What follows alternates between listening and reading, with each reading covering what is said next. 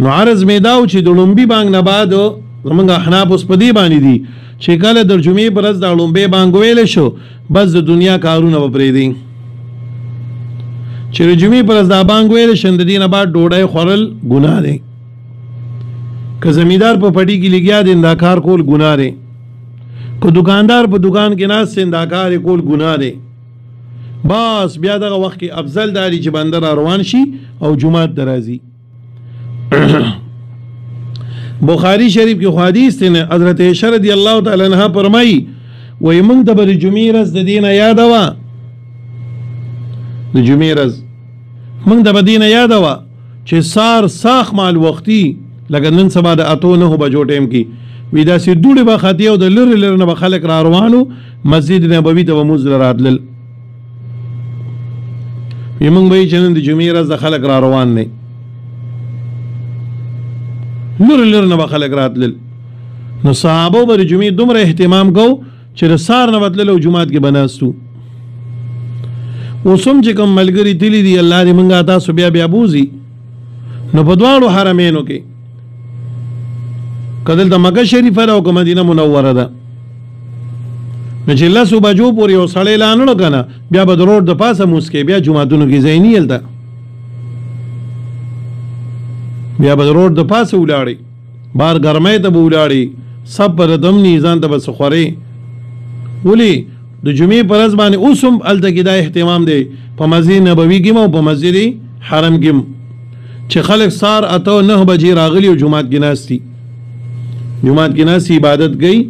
د جمعې په انتظار باندې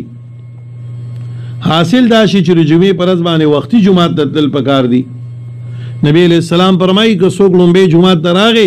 دله به الله د یو اوښ د ذبحې اجر ورکوي بیا په کته باندې راځه چې دویم راغی غله به د غوا ورکوي بل راغی غله به د څاروي چیلي ورکوي بل د چرګو بل بیا د اګی او چې کله د دویم بانګ د خطبې ویلی شي دغه ملایکې بس کیني او د کتابونه ټپ کی نو د جمعې په ورځ باندې وختي جومات ته تلل پکار دي وختي تلل پکار دي چې باندې لړ شي صلات تسبیح وکي بل سو کی نور عبادت وکي اوس خو دې الله معافیو کی عجیبه غوندکار راغی زمون خلک باړيږي راړيږي اړيږي راړيږي جمعات ته باندې راځي د جمعې پر ځمانه نو چې مسلې له خو بالکل ناراضي بیان خواله خو ناراضي او چې کله بیان ختم شي او پوه شي جوز به استاد خطبه شروع کوي او بانګ شروع شي بیا به رامنډې شروع کی کار دې سوې اسې کور کې ناس وي نو چې راشي ټوپۍ به په سر باندې نه چولی سر کې به لار وخکلی جمعې ورځې لامبلي نو سر کې لار وخکلی ټوپۍ یې نی لومبني سنت خو بدک کې لاړه 4 رکعات سنت خوړونه کی او چې کله د جمعې 2 رکعات فرض وشي کنه دعا قدرې تني ساريږي او غر کې منډه وي صرف 2 رکعات لراشي د جمعې پر ځمانه او دا مسله عموما دنن ما بخپل جمعات کې نوٹ کړي وا خدا سے کم ځای کې ما د علماء مجلس کې وي ټول علما په دې باندې پریشان دي چې بای د جمعې پر ځمانه اوس دا لوی افت راغله دي چې بای خلک راشي د خطبې ټیم کې د خطبې په نیمه کې بار بځای په ځای باندې ولاړی بیا دبا حالانکه نبی علیہ السلام د خطبې په ټیم کې حکم کړی چې بس کم ځای ته ځای ملاو شون کینه په ادب باندې کینه خطبه ووره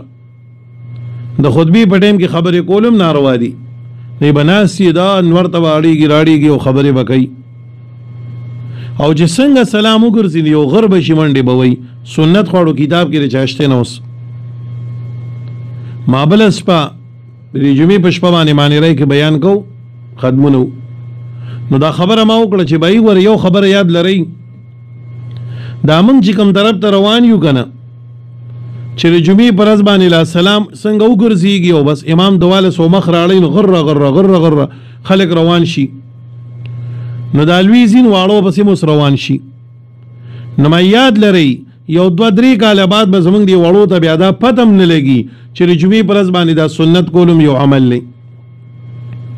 د دې ذهنونه به داسې جوړ شي چې دوی به خبروم نه چې بای دا سنت یو عبادت دی ولې موږ ته لار غوړې جوړو د الله د پاره چې سوره خلک زما دا درس اوري مینت د کوم سنت غوي سنت کوي وای څوک چې قصدن عمدن سنت پریدي د رسول پاک علیه السلام شفاعت نه ملاویږي دی به د قیامت پر ورځ باندې دغه مخې ته ملامت ولاړي او اوس خلکو بالکل سم ډرامه جوړه کړې ده هر موس کې بس سنت پریدي ووځي سنت پریدي ووځي अब چې الا ماشاءالله یو کس چې یا به مخ کې کور کړی یا برستو کور کوي کور بیا څوک کولی شي او تا د ویره چې مونږ کور کو خو ویني چې جمعات نه روز اندازې لار غوسه کې اجره کې بیٹک کې بیا ناشتي جر جر بګي کور څوک سنت کوي نو د الله د پاره مینت د تقوم لګون ته خپل بچو باندې نظر واچوي یعنی اور سو کال بعد به دا واړه بیا دا منیم نه چې سنتوم یو شی دی دا موږ جو د سنگلار واره ومنډي وو تاسو ګورې ډېرې خبرې داسې وي په شریعت کې چې زموږ مشرانو به کولې رو رو پاتې شوي هغه بې ادبۍ خلکو کې رادن نه شوي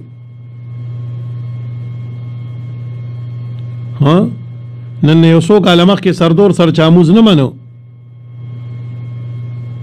خو چې اوس رو خلکو کې بې ادبي راله اوس په جومات کې وګوره نیم خلک سردور سر ولاړي دا ولي چې مشران بې ادبه شو وړو ته هم چل زده کړو هغوی بې ادبي شروع کړه داسې ډېرې خبرې داسې دي چې زموږ مشران به ډېر اهتمام سره کولی خو رو روپۍ کې تخفیفات راتلل نه هغه بې ادبۍ شکار شو لکه زمونږ چې کله سبق وین زما یاد دي چې قرآن مجید د به یو کس وړی لګېدلی وه یو به د کمیس لګېدلی و ها کمیس د قرآن مجید سره به انښتی و او کس وړی به د واچوله ناپړی به دې تاو کو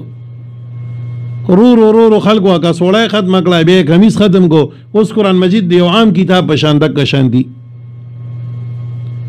داسې ډېرې خبرې به د زوخم ډېرې خبرې چې مخکې خلکو اهتمام سره کولی او ادب یې ګرځولی یا سنت عملو خو د وخت سره سره خلکو کې بې ادبي پیدا شوه نه د پاتې شو نو ګوره یاد لرئ دکه شان د جمعې دا سنت هم دي د جمعې په ورځ باندې دا سنت هم دي ګوره دا به زمونږ اساسو نه پاتې شي او خراب به شي نو د الله د دې کتاب مخې ته د یو مینت او درخواست کوم چې بایی په خپلو کشرانو نظر واچي او دا سنت پرېږدئ ما کشرانو له مواز ورکوي تا ولې سنت ونه کړو او د جمعې په ورځ باندې خو سم ظلم شروع دی بس امام چې څنګه سلام ګرځوي نو غر او بس سنت پرېږدي خلک دې تښتي دا خبره خلاصه شو فسعوا تاسو کوشش کوئ اهتمام وکئ الی ذکر الله ذکر د الله تعالی